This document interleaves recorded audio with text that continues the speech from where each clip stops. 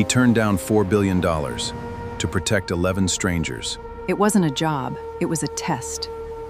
Daniel Whitfield had learned a long time ago that the world did not reward honesty.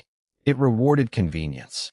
It rewarded whoever smiled the widest and said the fewest true things. He had watched men rise past him at Kessler Construction for 11 years by doing exactly that, and he had stayed where he was, foreman of a 12-man crew, because he refused to play along. At 44, with a daughter in her first year of community college and a mortgage that ate almost half of what he made, Daniel told himself that principle was worth more than promotion. Most nights, lying awake doing math in his head, he was not entirely sure he believed it. The morning everything changed started like any other. Ohio in late September, the air cold enough to fog in front of his face. The crew gathering around a half-framed office building on the edge of Columbus that Kessler Construction had been contracted to finish before winter. Daniel arrived first, as he always did, unlocking the site gate and walking the perimeter with his coffee going cold in his hand. He liked the quiet before the trucks arrived. It was the only part of the day that belonged to him. That was when he noticed her.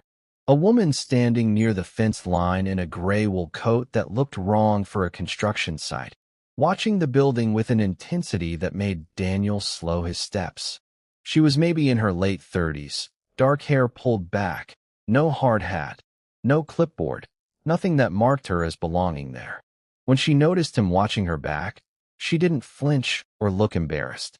She simply walked over and introduced herself as Eleanor Vance, a compliance consultant sent to observe the crew's safety practices for the parent company's insurance review. Daniel had no reason to doubt her. Corporate sent people like this every few months, quiet observers with clipboards who vanished after a week and were never seen again. He gave her a hard hat from the site trailer, walked her through the basic safety protocols, and went back to work assuming that would be the last real conversation they had. He was wrong. By mid-morning, the rest of the crew had noticed her too. Marcus Doyle, the youngest man on site at 23 and the closest thing Daniel had to a protege, sidled up beside him during a break and asked in a low voice whether the woman in the wool coat was there because someone had complained. Daniel told him he didn't know, and that it didn't much matter either way, because the crew ran the same whether anyone was watching or not. Marcus laughed a little at that, the way young men laugh at things they suspect are true but haven't lived long enough to fully believe yet. He'd been on the crew 18 months, long enough to know Daniel meant it, not long enough to understand why it cost him something every single day to keep meaning it. Eleanor Vance was not, in fact, an insurance consultant. She was Eleanor Castellane, and the company reviewing Kessler Construction safety practices was one of nearly 40 subsidiaries her family's holding company had quietly acquired over the past 2 years. Her grandfather had built Castellane Industries from a single steel mill in Pittsburgh into a conglomerate that touched construction, logistics, and manufacturing across 11 states. Her father had expanded it further before a stroke forced him into early retirement 18 months earlier, and now the entire operation, worth just north of $4 billion, sat on Eleanor's shoulders whether she wanted it there or not. She had not wanted it. Not really. She had spent her 20s trying to build something of her own, a small architecture firm in Chicago that failed quietly and painfully after 3 years, and she had returned to the family business feeling like a disappointment wearing an expensive suit.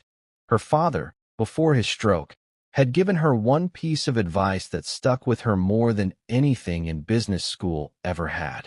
He told her that numbers on a balance sheet would never tell her the truth about a company. Only the people would.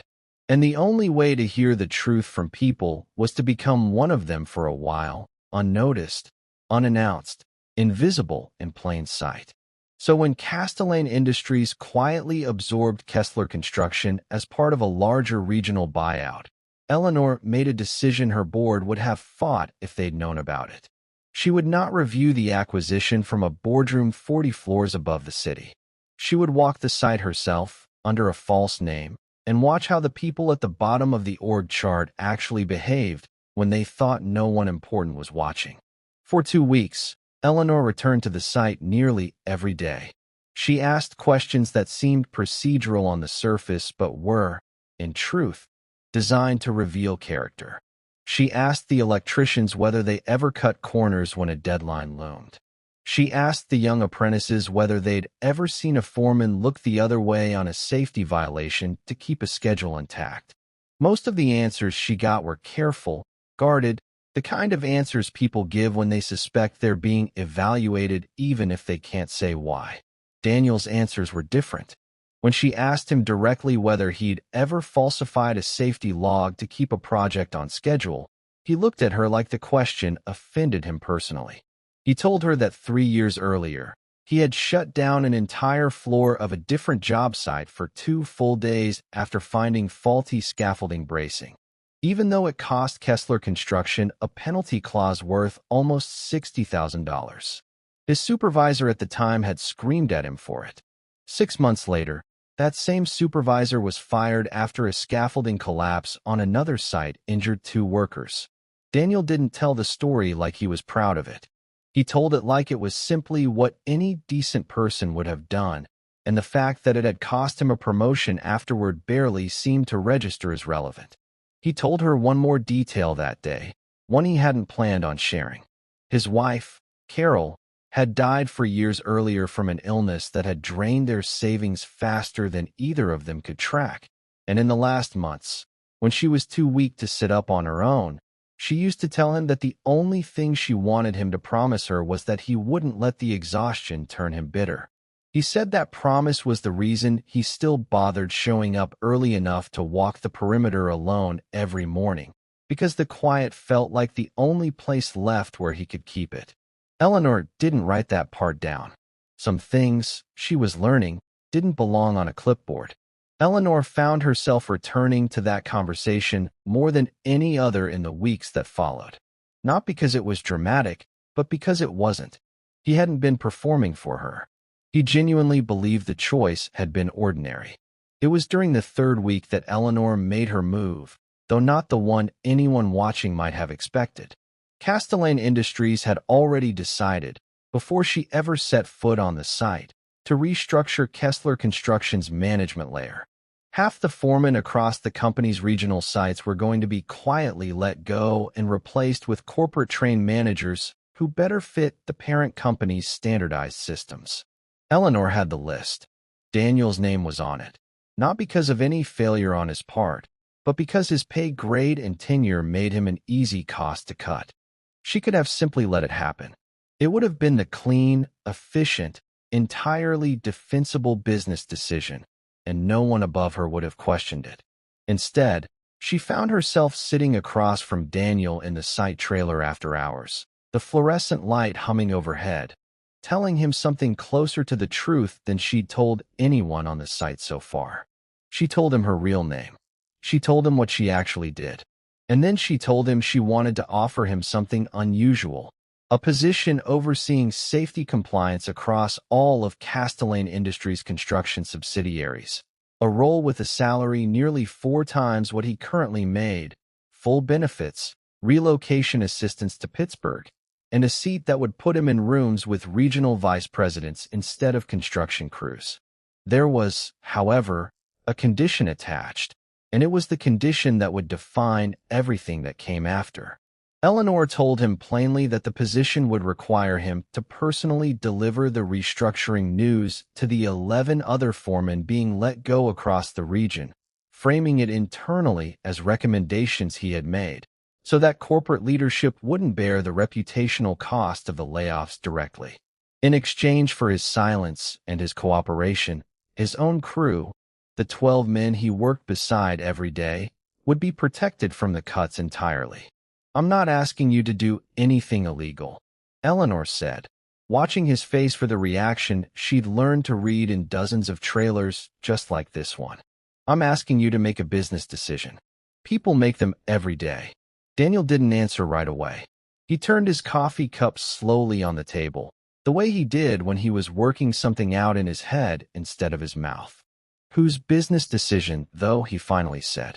"Because it sounds like it's supposed to become mine." once you leave the room. Eleanor had no quick answer for that. It was the first time in 2 years of running this test that someone had named, out loud and without hesitation, exactly what she was doing to them.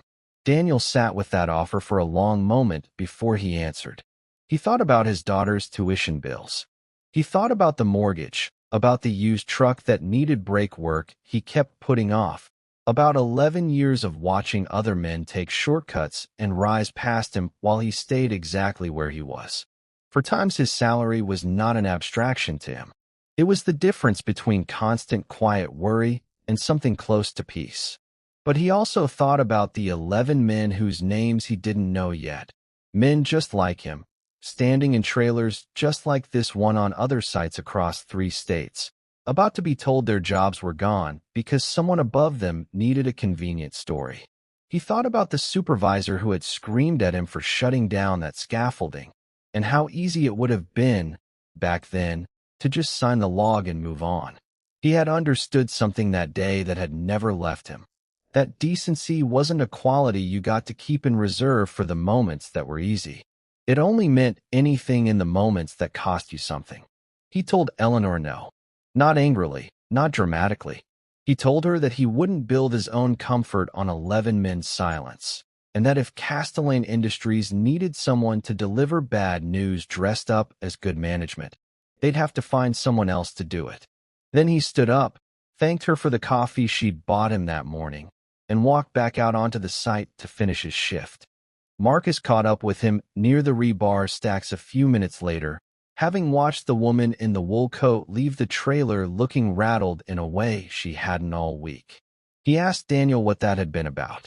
Daniel told him only that he'd been offered a promotion and turned it down, nothing more, and Marcus accepted that the way he accepted most things Daniel told him, without pushing, trusting there was a reason even when the reason wasn't handed to him. It would be almost a month before Marcus, along with everyone else on that crew, learned exactly what the offer had actually been. Eleanor did not sleep well that night. She kept replaying the conversation, not because she was angry, but because she was unsettled by how completely she had misjudged what would happen. In every version of this test she had run at other companies over the past 2 years, quietly, and without her board's knowledge, most people had said yes. Not because they were bad people, but because the math of surviving in an economy that didn't forgive financial mistakes made saying yes feel less like betrayal and more like common sense. She had built an entire private thesis around that math. Daniel had just broken it without raising his voice.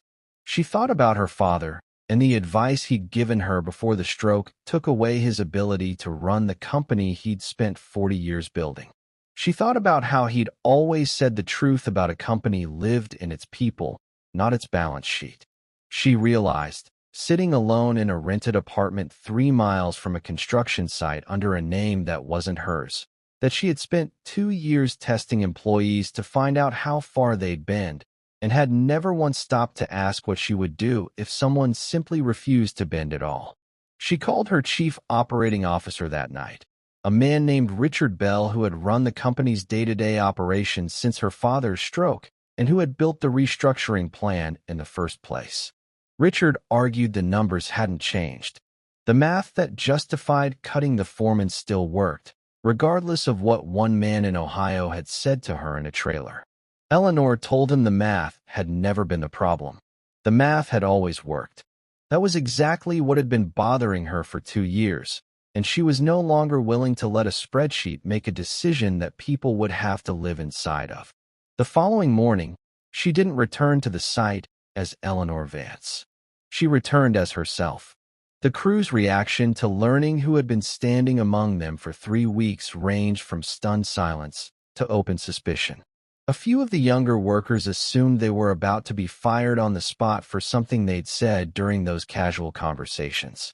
One of the older electricians, a wiry man named Pete Amaya who'd survived 4 ownership changes in 20 years, muttered to the man next to him that rich people didn't show up in person unless they wanted something, and whatever this was, it wasn't going to be good news. Daniel, for his part, felt something closer to fatigue than surprise. He assumed the offer from the night before still stood, minus the pretense, and that he was about to be asked the same question again in a different tone. Instead, Eleanor did something that surprised the entire crew far more than her real identity had. She announced, standing on a stack of plywood so the whole site could hear her, that the restructuring plan for the entire regional division was being canceled effective immediately. Every foreman on the list, all 12 sites, would keep their positions. She told them the decision hadn't come from a spreadsheet.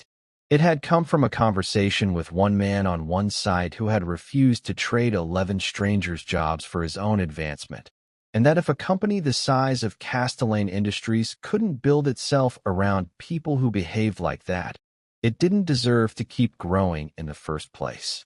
She then turned to Daniel directly, in front of everyone, and offered him a different position than the one she'd offered the night before. Not a promotion built on other people's silence, but a newly created role overseeing safety standards across the company's Ohio operations, specifically working from the same region where his daughter was in school, with a raise that was significant but not absurd, and full authority to shut down any site he believed was cutting corners, no questions asked from corporate. Pete Amaya, standing near the back of the crowd, was the first to say what several others were clearly thinking. He asked, loud enough for the whole site to hear, why any of them should believe this wasn't just another version of the same test, dressed up differently now that the first version hadn't gotten the answer she wanted. It was a fair question, and Eleanor didn't try to talk her way around it. She told him the only proof she could offer was what happened next, and that he was welcome to judge her by that instead of by anything she said standing on a stack of plywood.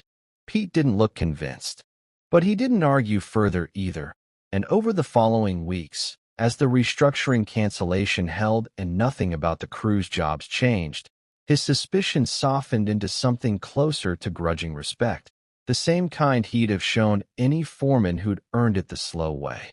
Daniel didn't answer right away. He looked out at his crew, at the men he'd worked beside through 6 winters and 2 site accidents and more 12-hour days than he could count, and he saw something in their faces he hadn't expected. Not pity, not relief exactly, either. Something closer to respect, the kind that gets harder to earn the older you get, because people have learned by then how rarely it's deserved. He accepted the position 2 days later, after taking the weekend to think it over the way he thought over everything, slowly and without letting anyone rush him. He drove out to the cemetery on the edge of town that Sunday morning, the way he did most weekends, and sat for a while near Carol's headstone before he made up his mind. He didn't take the job because the offer was generous, though it was. He took it because for the first time in 11 years, someone had offered him authority instead of asking him to give something up to get it, and because he thought, sitting there in the cold, that it was the kind of decision Carol would have told him not to overthink.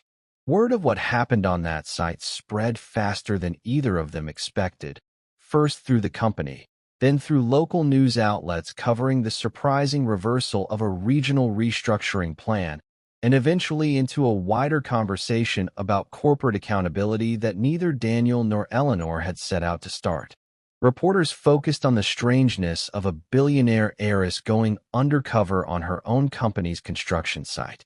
Daniel found the attention uncomfortable and mostly avoided it, giving one brief interview where he said, almost dismissively, that he hadn't done anything most people wouldn't have done in his position. Eleanor, when asked the same question, gave a different answer. She said that most people would have said yes, and that was exactly the problem she'd spent 2 years trying to understand. What she hadn't expected was meeting the one person who'd help her see why. Richard Bell resigned from his position as Chief Operating Officer 3 months later, after 2 more of his proposed cost-cutting plans were sent back to him with the same objection attached, that the numbers were fine, but the reasoning behind them wasn't. He took a position at a competing firm that had no interest in asking those kinds of questions, and Eleanor let him go without much ceremony. She replaced him with someone younger, someone who had spent a decade managing logistics at the ground level before ever sitting in a corporate office. because she had stopped trusting resumes that skipped that part entirely. Daniel's new role took him to sites across 6 counties over the following months, and he approached each one the same way he'd approached his own for 11 years, arriving early, walking the perimeter alone before anyone else showed up, looking for the kind of problems that didn't announce themselves until it was too late. He shut down 2 sites in his first year for safety violations serious enough that corporate would once have pressured him to look the other way. Nobody pressured him this time. Eleanor had made certain of that personally, telling every regional manager under her that Daniel Whitfield's judgment on safety matters was final, full stop, no appeals to her office. He kept his house outside Columbus rather than relocating, driving the extra distance most mornings so his daughter, Grace, could finish her degree without uprooting her life for his career, the way his own father had uprooted his family twice during Daniel's childhood chasing better factory wages. Grace teased him sometimes about being the only person she knew who'd turned down a fortune and still drove a truck with a check engine light he refused to get looked at. Daniel always told her the truck worked fine, and besides, some habits were harder to unlearn than others. A year later, the 11 other foremen who kept their jobs because of that refusal still didn't fully know the details of what had happened in that trailer. Daniel never told them, and he asked Eleanor not to either. He didn't want thanks for something he still considered an ordinary decision, made on an ordinary night, for reasons that had nothing to do with heroism and everything to do with simply refusing to become someone he wouldn't recognize in the mirror. Eleanor restructured her entire evaluation process after that year, quietly ending the undercover testing program that had defined her first 2 years running the company. She replaced it with something simpler: regional safety authority given directly to foremen with the longest, cleanest track records, men and women who had spent years proving who they were before anyone in a boardroom ever thought to ask. She kept one framed photograph on her desk from that period, not of herself, and not of Daniel either, but of the half-framed office building on the edge of Columbus where she'd stood outside the fence in a coat that didn't belong there, waiting to learn something she hadn't known she needed to learn. She and Daniel spoke maybe twice a year after that, usually briefly, usually about work. Neither of them ever tried to make the story into more than it was. It wasn't a romance, and neither of them pretended otherwise for the cameras that occasionally still came looking for one. It was simpler than that, and in its own way, harder to package into a headline. One person had been tested and had passed without knowing the stakes, and another person had been changed by watching it happen. Daniel still works in Ohio today, driving between sites in a truck that finally got its brakes fixed, checking scaffolding and safety logs with the same stubborn thoroughness that once cost him a promotion and, eventually, earned him one instead. He tells people, when they ask, that the billionaire who once tried to buy his silence taught him something he already believed but had never had to prove out loud: that the cost of doing the right thing is real, and anyone who tells you otherwise is usually the one asking you to pay it. Grace graduated 2 years later, the first in the Whitfield family to finish a 4-year degree, and Daniel sat in the 3rd row of a crowded auditorium in a suit he'd owned since Carol's funeral, clapping until his hands ached, thinking that whatever else had happened, whatever offers had come and gone, this was the part that had never once been in question.